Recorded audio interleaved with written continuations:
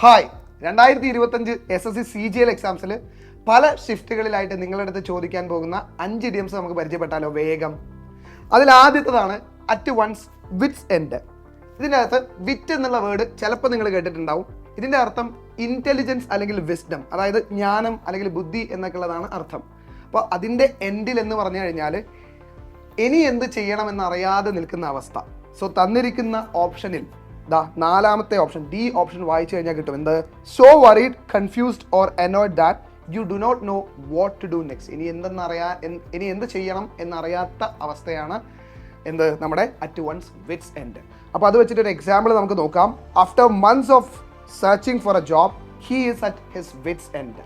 കുറേ കാലമായി ജോബ് അന്വേഷണം തുടരുന്നു, അങ്ങനെ കിട്ടാതെ ഇനി എന്ത് ചെയ്യണം എന്നറിയാത്ത അവസ്ഥയാണ് അതല്ലേ. ഇനി നമുക്ക് രണ്ടാമത്തെ ഇഡിയത്തിലേക്ക് പോകുന്ന സമയത്ത് ബീറ്റ് അറൗണ്ട് ദ ബുഷ്. മുൻ വർഷങ്ങളിലും SSC ചോദിച്ചിട്ടുണ്ടായിരുന്നു, ഇത്തവണയും ഉറപ്പായിട്ടും ചോദിക്കുമെന്നുള്ള മറ്റൊരു ഇഡിയമാണത്.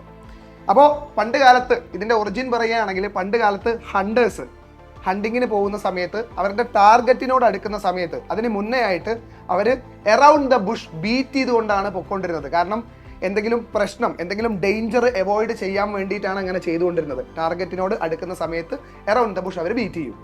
അപ്പോൾ അങ്ങനെ നമ്മുടെ ഒരു ഡയറക്റ്റ് ആയിട്ട് ഒരു കാര്യത്തിനെ അപ്രോച്ച് ചെയ്യാതെ വളഞ്ഞ രീതിയിൽ അപ്രോച്ച് ചെയ്യുക, അതല്ലെങ്കിൽ to avoid the main topic by talking in a roundabout way എന്നൊക്കെയുള്ളതാണ് അതിന് കൊടുക്കാൻ പറ്റിയ ഒരു ഉത്തരമായിട്ട് വരുന്നത്. അപ്പോൾ സി ആണ് ഇവിടുത്തെ കറക്റ്റ് ആയിട്ടുള്ള ആൻസർ വരിക. ആൻഡ് ഒരു എക്സാമ്പിൾ നോക്കാം. He is beating around the Bush because he is afraid of hurting your feelings. മനസ്സിലായി എന്ന് കരുതുവാണ്. അതായത് ഒരാളുടെ ഫീലിങ്സിനെ ഹേർട്ട് ചെയ്യേണ്ട എന്ന് കരുതിയിട്ട് ഇൻഡയറക്റ്റ് ആയിട്ടുള്ള രീതിയിലാണ് അയാൾ സംസാരിക്കുന്നതെന്നാണ് പറയുന്നത്.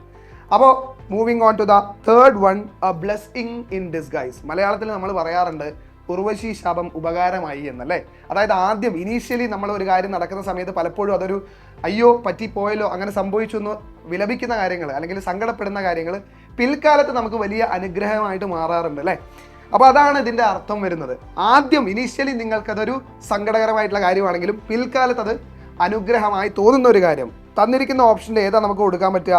A situation that is always bad and never good ആണോ? അല്ല, something that seems bad at first but turns out to be good. ഇതാണ് നമ്മുടെ കറക്റ്റ് ആയിട്ടുള്ള ആൻസർ. ഞാൻ പറഞ്ഞതിൻ്റെ ഇംഗ്ലീഷ് ട്രാൻസ്ലേഷനാണിത്. ഓക്കെ, ഇനി അത് വെച്ചിട്ട് ഒരു എക്സാമ്പിൾ നോക്കാം നമുക്ക്.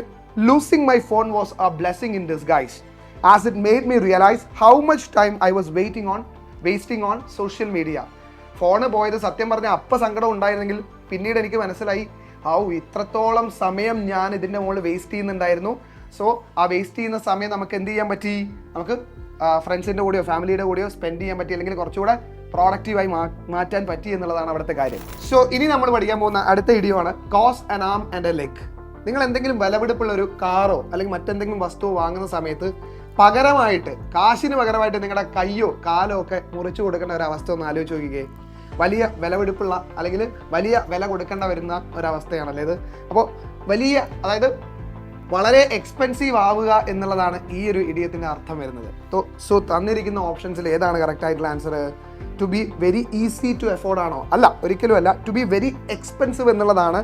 ഓപ്ഷൻ സി ആണ് നമ്മുടെ ഉത്തരം വരുന്നത് അവിടെ. അപ്പോൾ ഇതിൻ്റെ ഒരു എക്സാമ്പിൾ നമുക്ക് നോക്കാം. The latest iPhone model cost an arm and a leg. I will wait for the price drop. വലിയ വിലയാണ് ഐഫോൺ ലോഞ്ച് ചെയ്തതാണല്ലേ. അപ്പോൾ അതിൻ്റെ പ്രൈസ് ഡ്രോപ്പിനായിട്ട് ഞാൻ വെയിറ്റ് ചെയ്യാം എന്നാണ് ഈ ഒരു ഇഡിയത്തിൻ്റെ അർത്ഥം. Here comes the last one, to take with a pinch അല്ലെങ്കിൽ ഗ്രെയിൻ ഓഫ് സോൾട്ട്. എന്ന് പറഞ്ഞാൽ ഏതെങ്കിലും ഒരാൾ പറയുന്ന കാര്യം കണ്ണടച്ച് വിശ്വസിക്കാതെ ഒന്ന് സ്കെപ്റ്റിക്കലി അല്ലെങ്കിൽ ഡൗട്ട്ഫുള്ളി അതിനെ കാണുന്നതിനെയാണ് ടേക്ക് വിത്ത് എ പിഞ്ച് അല്ലെങ്കിൽ ഗ്രെയിൻ ഓഫ് സോൾട്ട് എന്ന് പറയുന്നത്. അപ്പോൾ തന്നിരിക്കുന്ന ഓപ്ഷനിൽ ഏതാണ് റൈറ്റ് വൺ?